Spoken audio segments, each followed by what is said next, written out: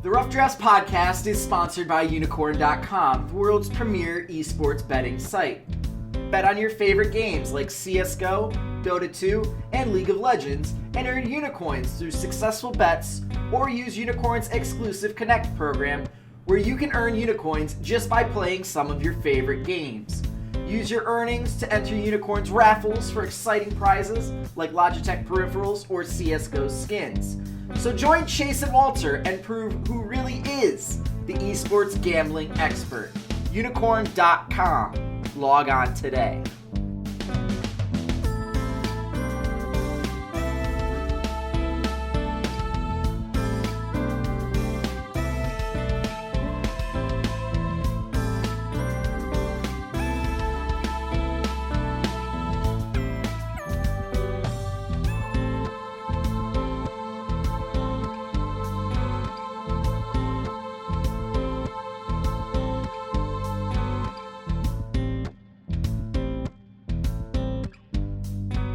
Hello Internet, my name is Walter Ceades, Fedczuk, and welcome back to Day 8 of our 2017 Summer Split EU LCS Team by Team Preview.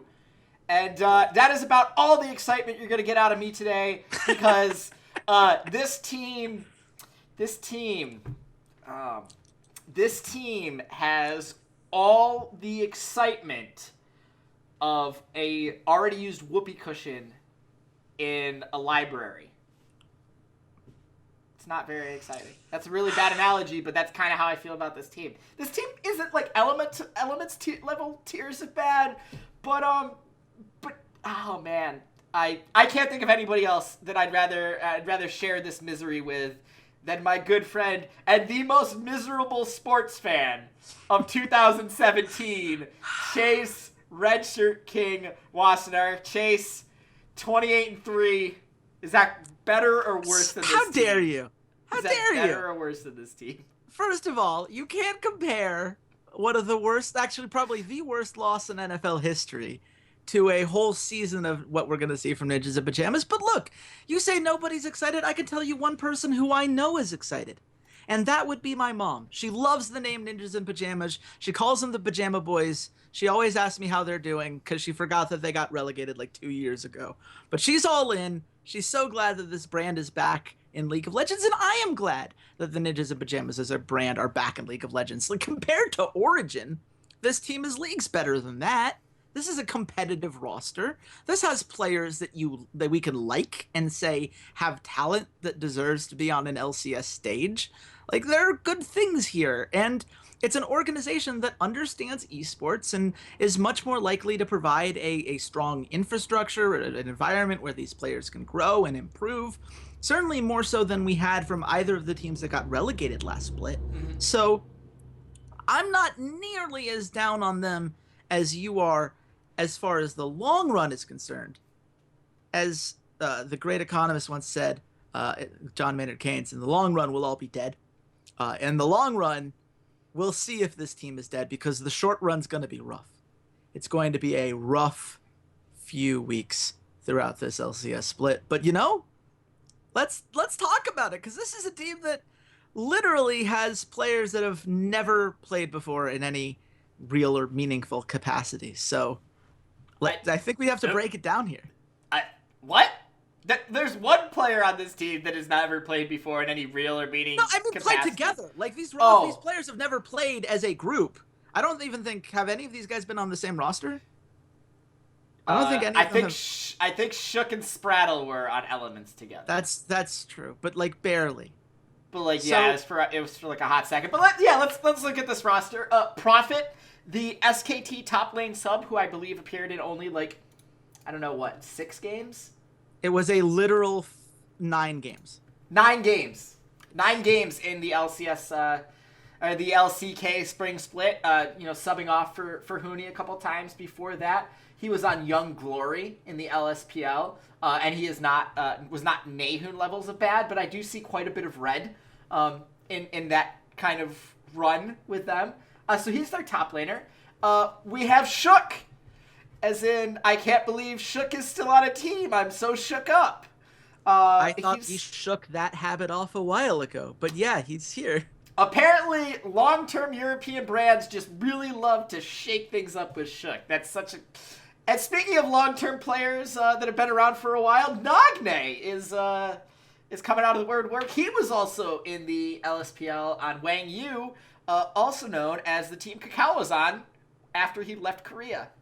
And then after he left the LPL. And before he played for Misfits. That random LSPL team. Hikyu, who played on Giants Gaming last split. And Spraddle, who is in the Challenger scene.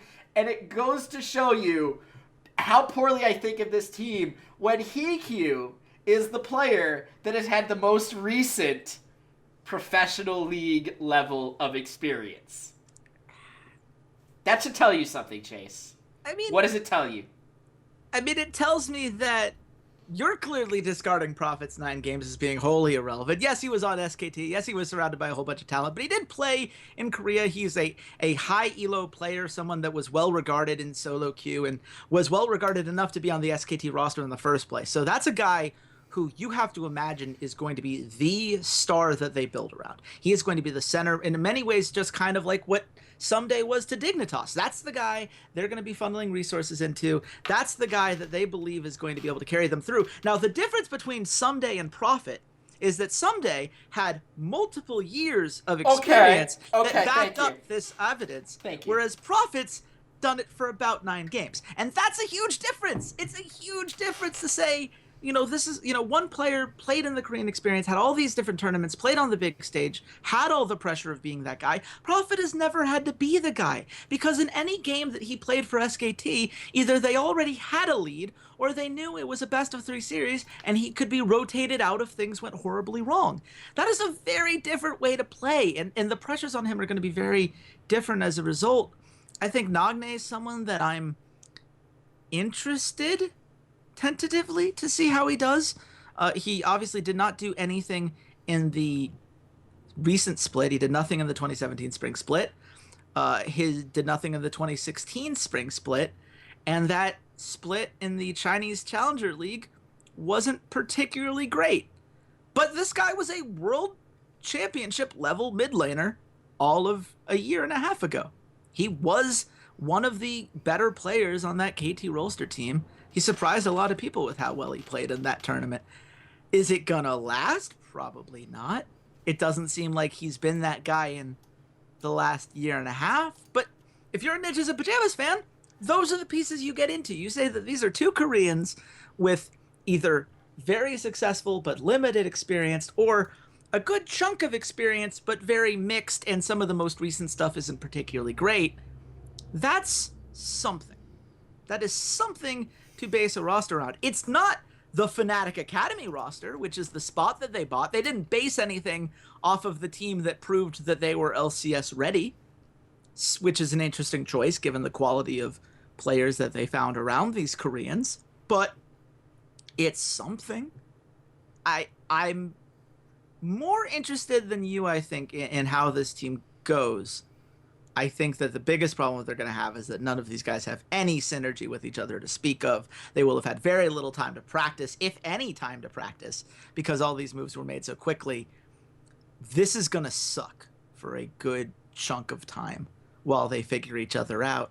It's going to be, in the best case scenario, the kind of path that Roccat took last split, where these players did not look like a cohesive whole, went 0-7, barely dragged their way across the finish line in a win over Origin, and then slowly turned uphill from there. And when that's your best case scenario, things have gone awry. I think that's fair to say.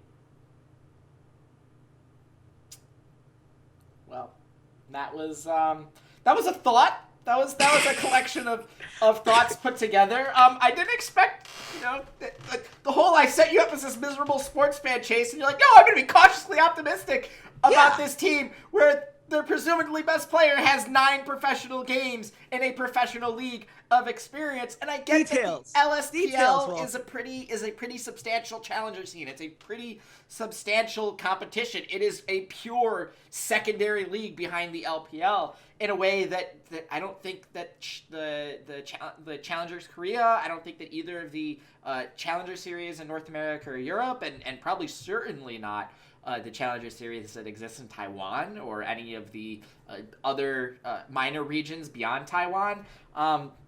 Yeah, I get it. He was pretty good in 9 games. I get it.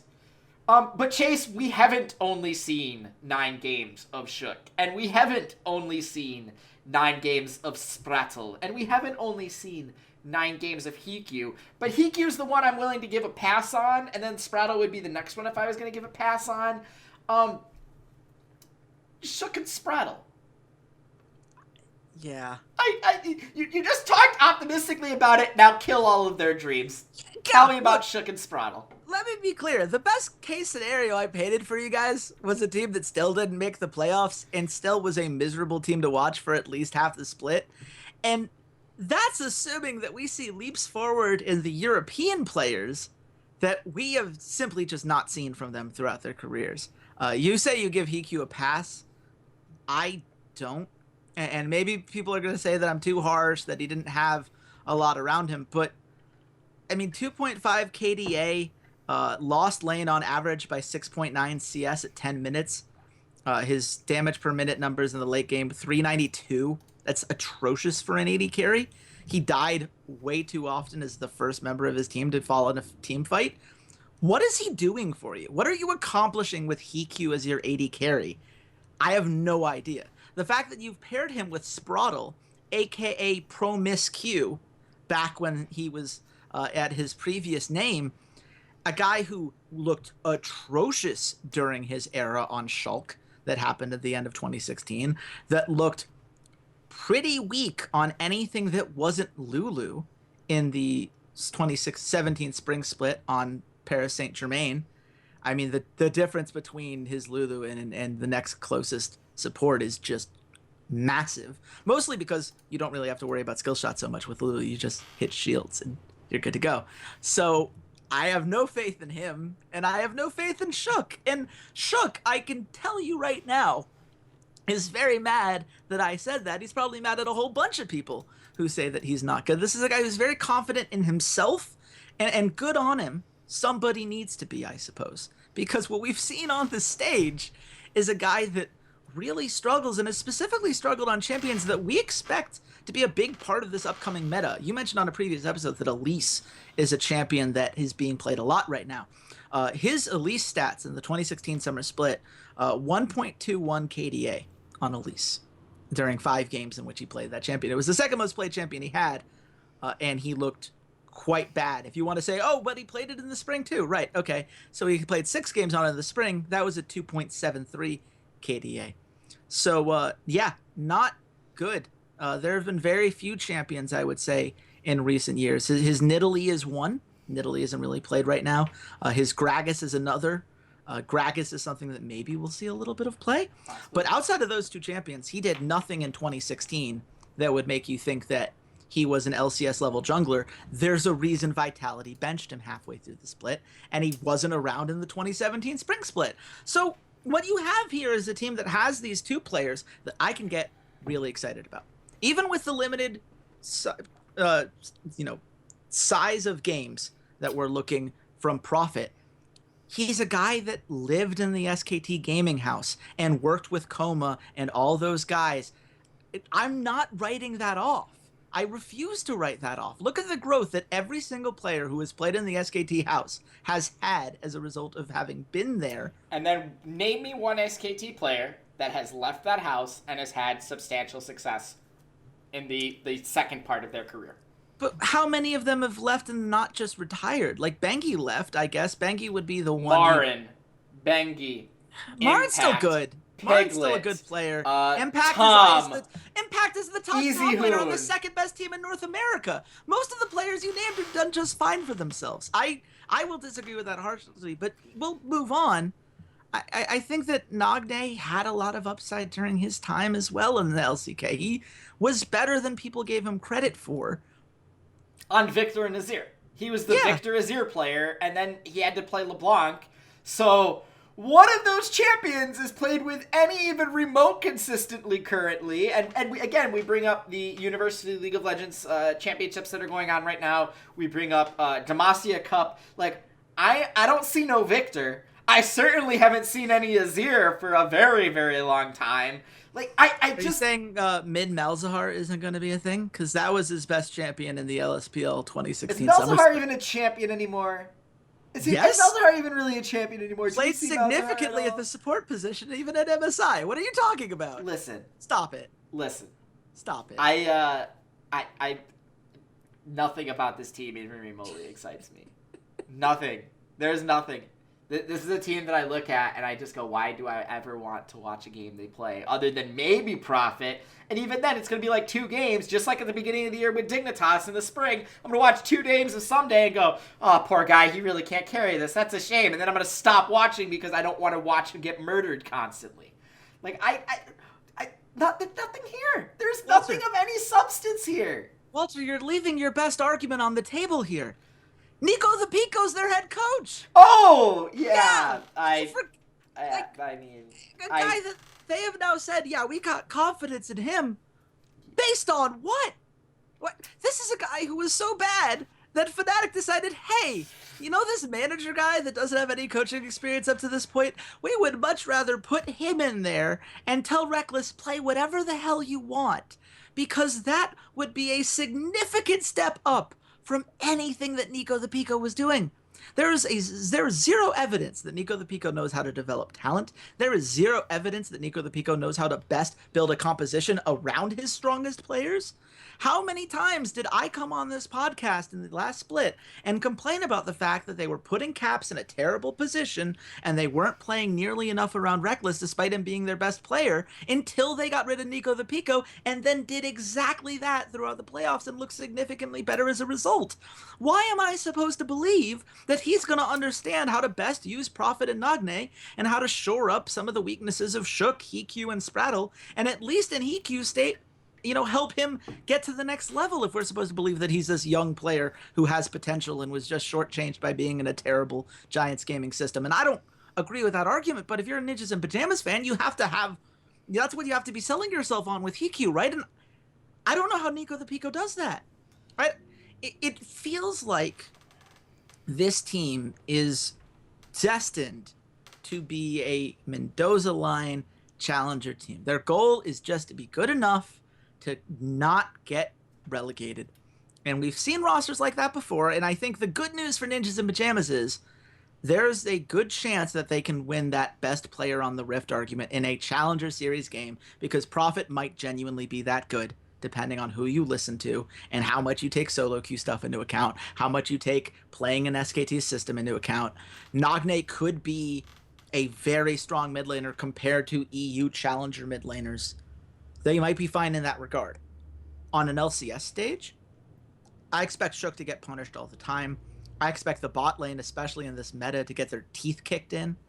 And I expect Nico the Pico to be outdrafted and outsmarted by every other coach that's about to be on this stage, other than, I guess we don't really know that much about Givas yet, but I have more faith in a guy that I literally know nothing about than I do in anything I've seen in Nico the Pico's career. So, yeah, I mean, that's really the argument that I would use against me.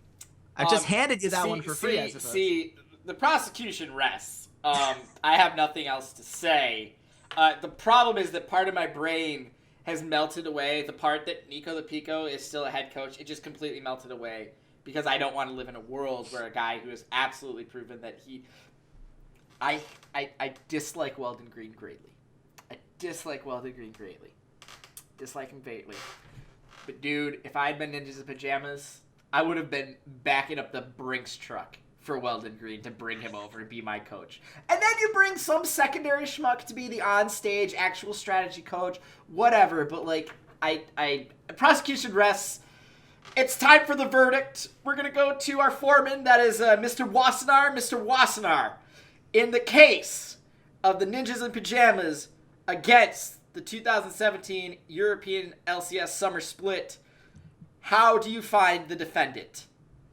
I find the defendant firmly in 9th place.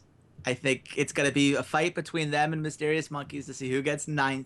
I think both of them are going to be at the bottom of their standings. I think they're both going to be not very good. I think it's going to be very rough splits for both of them. And I think that Ninjas in Pyjamas are going to be the less fun of the two to watch because their strategies are going to be so one-dimensional. And the difference between those two teams and which one gets 9th and which one gets 10th is ultimately going to be how good are Prophet and Nagne. I think that if they are as good as I think they can be, that team is going to be better than the Mysterious Monkeys. I think if they take any step back or if they take this EU part of their career as a vacation in which they get to make a lot of money on a Western stage and call it a day, then they're 10th. But I think that it's the battle for 9th is real. I don't see them doing any better than that, especially in this group. They have a lot of strong teams in that group, and I don't expect them to be really stage ready for the first 6 weeks of the season. I expect the fact that they have not had any time to practice together. It's a good thing Europe has 10. Yeah, I mean, it just seems very rushed and thrown together at the last minute. I'm not sure ultimately what that leaves for them. It's going to be very interesting to see if Ninjas in Pyjamas regrets buying this spot before the summer split, when now they could get relegated and find themselves on the other end of things. But hey, we'll see. Prophet, Nagne, cross my fingers for you. Please. There are a lot of NIP fans in the world, man. They already are suffering enough heartbreak now that their CSGO team is terrible. Please, please be decent. Be relevant in some way. No. I'm just going to say no, and I'm just going to twist the knife on the Ninjas in Pyjamas fans a little more. I am reading verbatim off of the LOL Esports Wiki on Ninjas in Pyjamas. Formation of Ninjas in Pyjamas. In May 2013, the Ninjas in Pyjamas organization created their first League of Legends team by acquiring the former roster of Copenhagen Wolves, including Bjergsen, Beficio, The Tess, Svenskeren, and Knee Godbro. Preseason 4. At the Spring Split Promotion Tournament in December 2013, Ninjas in Pyjamas announced their intent to face Ceades male team of Poland in their match. Although NMT was heavy favorites, KMT won in a 3-0 sweep, and NIP was denied a spot in the Season 4 Spring Split of the European League Championship Series. They then failed two more times to make it into the challenger scene to Millennium and to the Unicorns of Love. And that, my friends, is what it's like to be a Ninjas in Pyjamas fan in League of Legends. Enjoy your 10th place. You guys can find me at Ceades_LOL. I don't care about this team. Please get them off my screen. Chase? You can find me at RedShirtKing. I want to hear from people who are excited about this team. All three of you out there, let me know. I'd love to hear why. I'm very interested in seeing if there is some upside that you think we're just missing. I don't know, man. I just don't know, man. Yeah. That's enough of this. Let's move on to a better team. We're gonna move on to a team I'm actually reasonably excited for. Because unlike the Ninjas in Pyjamas, I like some young up and coming kind of talent and a guy that has finally made it into the LCS after qualifying and never being kept on his teams. I assume Chase has a reason for each one of those times. But until tomorrow, goodbye, Internet. Hey there, Ceades here. Thanks for checking out the podcast. And if you enjoyed today's episode, consider supporting us at www.patreon.com/roughdraftspod. For just $1 a month, you can join your fellow listeners in our patron-only Discord channel and help keep the content coming, or join our VIP club where $1 a show or $8 a month gets you first priority on all patron content like our patron-only Q&As. And check us out on all of our social media, Twitter @RoughDraftsPod, Facebook.com/RoughDraftsPod, SoundCloud.com/esportsroughdrafts, as well as on iTunes and YouTube by just searching for the Rough Drafts Podcast. Thanks for listening, and goodbye, Internet.